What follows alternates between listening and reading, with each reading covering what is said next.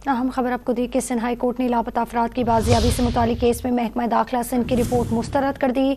अदालत ने 2 नवंबर को सेक्रेटरी दाखिला सिंध को ज़ाती हैसियत में तलब कर लिया है। सिंध हाई कोर्ट ने लापता अफराद की बाजियाबी से मुतालिक केस में महकमा दाखिला सिंध की रिपोर्ट मुस्तरद कर दी। बात कर लेते हैं डॉनिस के नुमाइंदे शफी बलोच से। शफी बलोच, मजीद क्या पेशरफ सामने आई है, बताइएगा।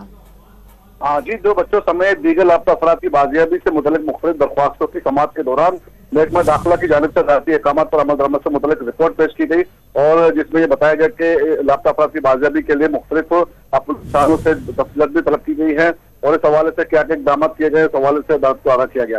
लेकिन अदालत ने इस रिपोर्ट को मुस्तरद कर दिया और 2 नवंबर को सेक्रेटरी दाखिला सिंध को ज़ाती हैसियत में जो है वो जामा रिपोर्ट समेत तलब कर लिया है और अदालत ने जबरी गुमशुदगी से मुतल्लिक जो है वो तमाम अहले खाना की जो है वो इनको मुआवजे की अदायगी से मुतल्लिक भी तफसीलात तलब कर ली है कि अब तक कितने लापता अफराद के अहले खाना को मुआवजा अदा किया गया है और वफाकी सेक्रेटरी दाखिला से भी अदालत ने रिपोर्ट तलब कर ली है।